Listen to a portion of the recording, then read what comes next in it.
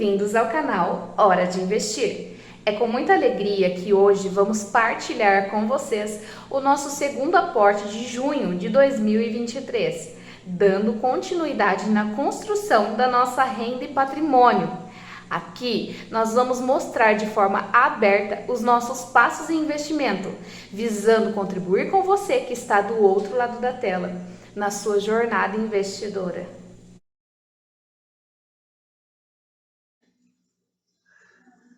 Primeiro vamos fazer uma breve análise da nossa carteira e os objetivos para este aporte. A composição está em 45,15% em ações e 43,7% em fundos imobiliários. Aqui já está alimentado com o aporte realizado, que a gente vai falar hoje do vídeo.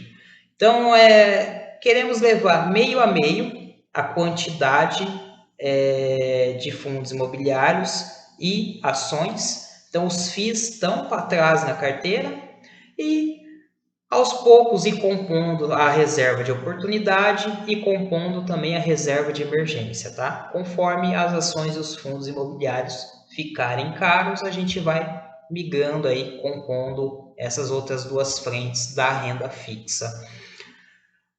As ações, temos 7 ativos, está com 17,39% de rentabilidade.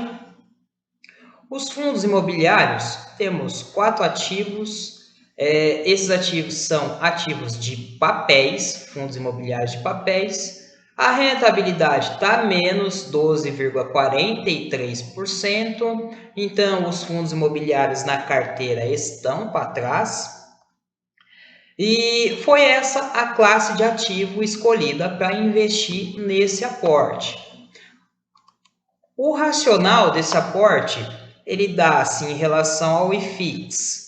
O IFIX ele teve uma mínima no período de um ano de 2.736 pontos, aproximadamente no final aqui do mês 3, dia 29, ele chegou nessas mínimas históricas.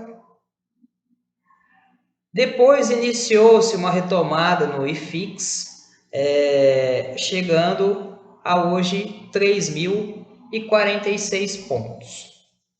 Quando o IFIX se encontrava nas faixas mínimas, os fundos imobiliários estavam uma barganha, sendo uma ótima oportunidade para os investidores de longo prazo a conseguirem comprar fundos imobiliários a preços muito descontados. Com essa apreciação nesses últimos 2 meses, é nítido que já não é tão fácil encontrar barganhas no mercado, mas ainda fazendo um peneiramento, encontramos oportunidades.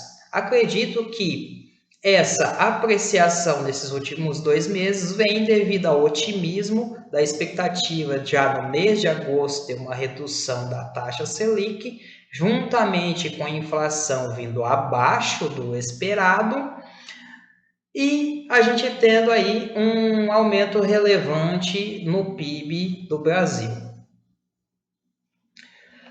Fazendo uma análise do nosso ativo escolhido, o REC-R11, em seu relatório gerencial do mês de maio, aqui eu vou frisar só alguns pontos relevantes para vocês entenderem o porquê da tomada de decisão de investir nesse ativo. Ele possui um patrimônio líquido na faixa de 2 bilhões 521 mil milhões, 2 bilhões 521 milhões 297.998 reais.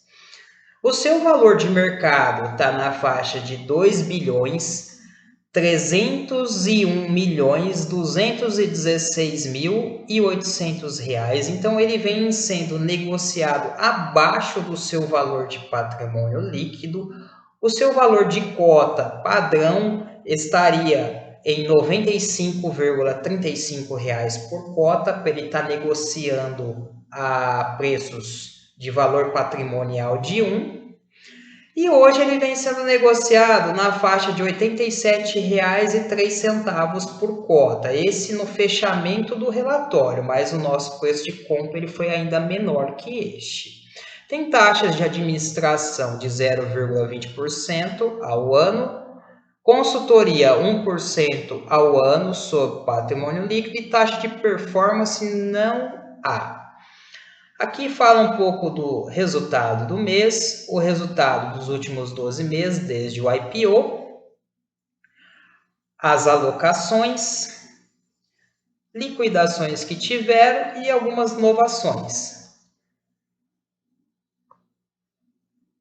Vindo aqui para a distribuição dos ativos em percentual, ele está com 91% do portfólio investido em CRIs, 4% em FIIs, 3% em imóvel e 2% cotas de fundos de investimento com liquidez diária, 2%. Então, para mim, ele atende sim às métricas estipuladas, que o objetivo mais é investir em CRIs, tá? Tem 91%, então ele está seguindo aí o planejamento, o fundo. Vindo para o portfólio, ele tem aqui hoje 91 CRIs emitidos, né, dentro do seu portfólio. Esse CRIs estão distribuídos em algumas securitizadoras, mas a parte que eu acho relevante são quanto aos devedores, os cedentes, tá? Tem aqui uma ótima distribuição desses devedores. Exemplo, Alphaville, Shopping Botucatu, Gafisa, Credit Home Senior, e aí vai. Dentre os 91 CRIs, tem diversos devedores. E a sua concentração desses devedores, a maior que eu encontrei no portfólio, foi a desse devedor aqui, que é o Cipasa, com 4,5% do portfólio de CRI. Isso para mim traz algo positivo para esse fundo, que ele tem uma boa diversificação de devedores e os seus percentuais não tem muita concentração, que estão concentrados num devedor, uma boa quantidade do FII. Esse devedor vindo a ficar inadimplente pode trazer aí para quem é cotista um transtorno, tá? Todos os CRIs do portfólio eles estão na condição de adimplente, não tem nenhuma inadimplência, isso também é um ponto bem positivo. E aqui a maioria dos CRIs estão em série única, aí tem-se uma distribuição em sênior, mezanino e subordinada, as suas séries, sendo a sênior considerada das mais seguras, mezanino meio termo e a subordinada mais arriscada. Então, da série subordinada, só encontro aqui que ele tem hoje em 2 CRIs, né? Sendo a Ópia, a posição 49, e a Ópia, a posição 51 na subordinada. E qual os percentuais? Os percentuais aqui são de 0,1% do portfólio e 0,1% do portfólio na outra condição também. Então, é 0,2% do portfólio na condição subordinada, que é a série de maior risco. Isso também traz para mim uma certa tranquilidade de estar investindo nesse ativo em relação aos seus CRIs.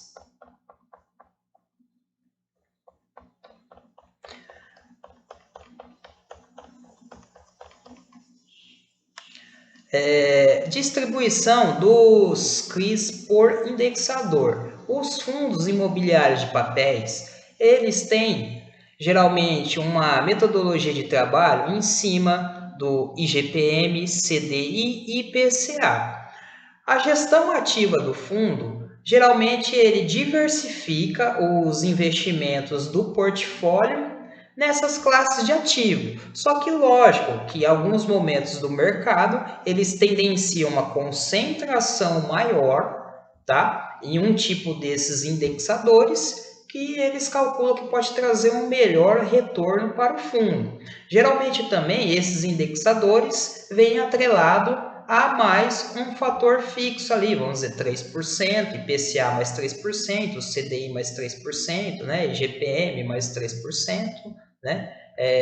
Os CRIs são atrelados mais ou menos dessa forma. Então hoje ele concentra IGPM 3%, com 1,3% do portfólio em IGPM sem variação negativa, isso é positivo. Se o IGPM abaixar de zero, né, tiver variação negativa, não vai afetar os teus rendimentos, e uma parte ainda está 1,7% atrelado sim à variação negativa. Então, se tiver variação negativa do IGPM, pode sim afetar um pouco os rendimentos aí do FIIs, mas a concentração em IGPM é de 3% do total apenas. CDI, 19%.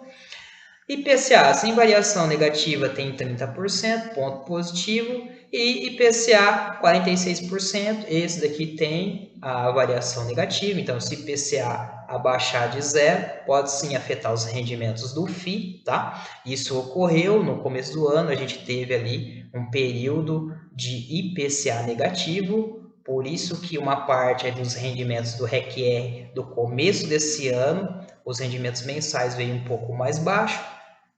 Mas isso é raro aqui no Brasil, a gente ter IPCA negativo, foi algo assim de um curto período de tempo, tá?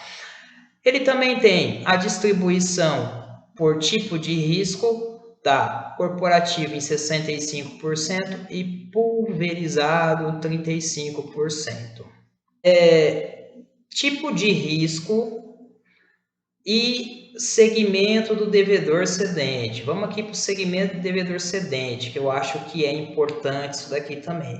Os devedores estão alocados, os CRIs, 3% em utilities, varejo 3%, logística 4%, multipropriedade 4%, pessoa física 9%, investimento imobiliário 10%, hotel 15%, loteamento 22% e incorporação 30%. Então, os devedores não estão apenas 100%, vamos dizer, em incorporação, tá? Então, tem sim já uma distribuição aí dos devedores, além de ter uma boa diversificação ali por percentual de devedores, que eu vejo ser positivo.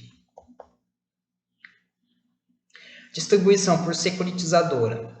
Temos aqui hoje a Virgor com 17%, a Habitasec 19%, TUI Securitizadora 26%, Opia 28%, outras 5% e Província em 5%. Então, de todas as securitizadoras, né, que tem no portfólio, tem os seus percentuais aí, mas o mais relevante é estar bem distribuído as suas percentuais por devedores. E também tem uma diversificação geográfica aqui no Brasil, com os seus percentuais em cada estado aí, de acordo com o mapa.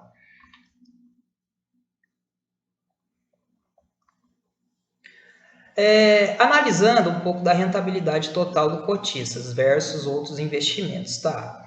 Pegando aqui o REC-R, qual que foi o retorno informado do ativo, tá?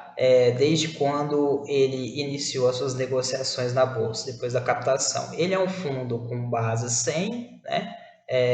Então foi calculado aí nessa métrica. As suas primeiras emissões foi a R$100. E o valor distribuído foi acumulado em regime de juros compostos. Então, o retorno foi de 91,2%, só que a gente tem um desconto de 13% na cotação, fazendo assim com que o cotista tenha 78,2% com base aí de retorno desde o início da composição do FII, tá? CDI retornou 43,9% no período e FIX aí 36,2% neste período. Aqui eu vejo que foram assim as informações que eu considero como mais relevante. Também o fundo ele tem um processo de investimento onde ele Na etapa 1, ele tem a análise de investimento, que ele segue todas essas primícias aqui para analisar o investimento e adentrar no portfólio. Existe o comitê de investimento para a tomada das decisões e existe também um monitoramento do portfólio. Então, existe sim uma dinâmica da gestão, né, para uma tomada de decisão em relação a compor um investimento no portfólio ou qualquer outras situações aí que vierem a ocorrer. Analisando aqui na plataforma do Status Invest,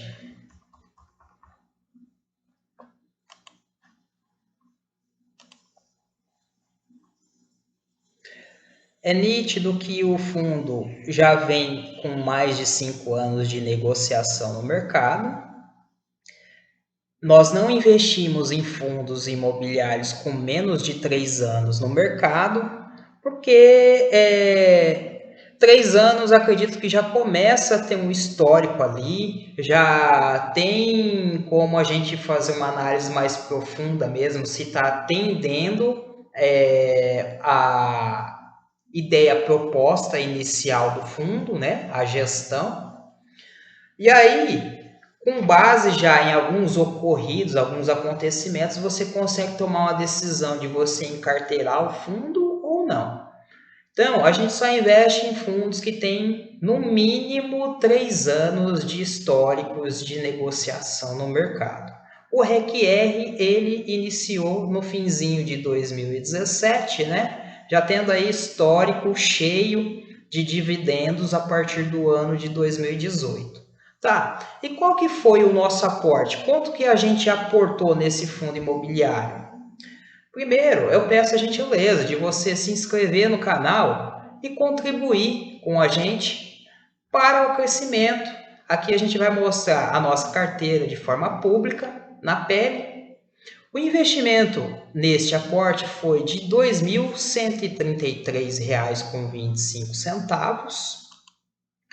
A quantidade adquirida foi de 25 cotas a preços unitários de R$ 85,33. Compramos aqui no dia 9/6. Qual que é o potencial de retorno que eu vejo trazer essa aquisição para a nossa carteira? Fazendo a somatória aqui pelo Status Invest, todos os dividendos distribuídos em 2018, que pega o ano cheio, tá? Desde janeiro, 2019, soma 2020, o dividendo total, 2021 e 2022, que é ano cheio, divide por 5, você vai ter um resultado e depois você divide por 12. Chega-se que o dividendo mensal médio dos últimos 5 anos cheios é de 99 centavos. A expectativa que eu espero do REC-R é que realmente ele mantenha esses 99 centavos aí como mediana do fundo. E para quem está comprando hoje na faixa de R$ 85,45, eu calculo aí retornos de 0,99 centavos dividido por 85,45, retornos de aproximadamente 1,15% ao mês, tá? Dentro desse valor de cotação atual e com base em 99 centavos de ganho. Mas que nem esse mês que ele pagou R$ 1,22 de ganho, o seu retorno ele fica bem maior, né, no seu percentual de dividendo. Com base nessas 25 cotas a 99 centavos, a gente consegue ter aí aproximadamente um aumento na nossa renda mensal de R$ 24,75. Dessa forma, habilita aí a gente trabalhar os juros compostos da carteira. Não necessariamente vai ser aportado esses novos rendimentos no REC-R, mas sim, no momento que a gente tiver um capital, nas novas oportunidades que tiver ali no mercado. Com isso, buscando o aumento da nossa renda passiva e a composição aí de aumento de patrimônio também.